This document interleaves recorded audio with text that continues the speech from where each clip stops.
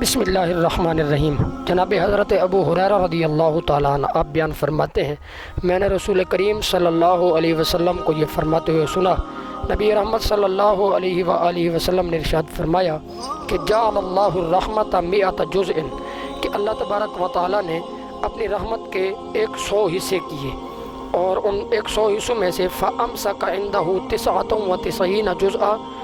اللہ تبارک و تعالیٰ نے ان 100 حصوں میں سے 99 حصے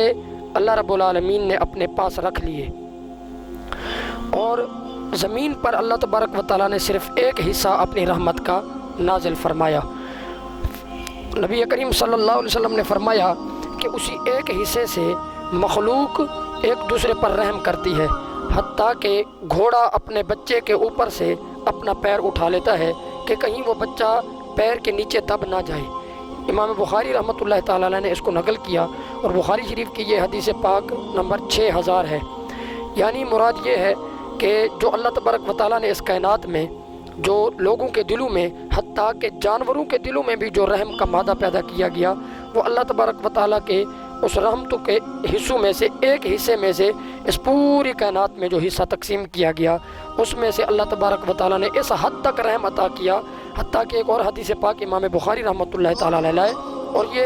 بخاری شریف کی حدیث نمبر 5999 ہے۔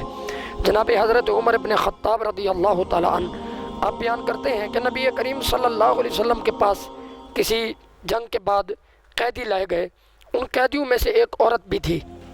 اور اس عورت کا بچہ گم ہو گیا، اور وہ بچے کو ڈھونڈ رہی تھی۔ ڈھونڈتے ڈھونڈتے اس کو جب بچہ ملا تو وہ عورت اپنے بچوں کو دودھ پلانے لگی،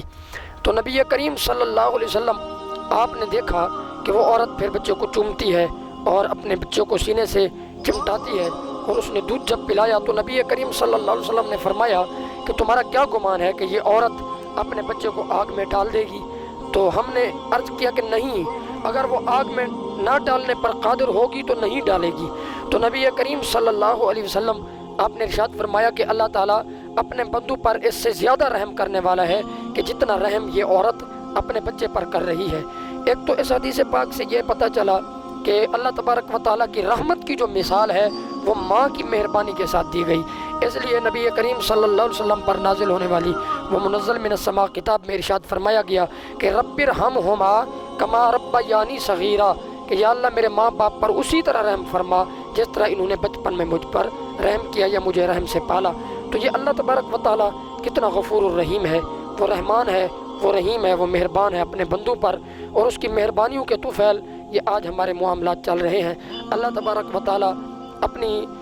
شان رحیمی اور شان کریمی کے طفیل ہمیں بے حساب بخش دے۔ وما علینا الا البلاغ المبین۔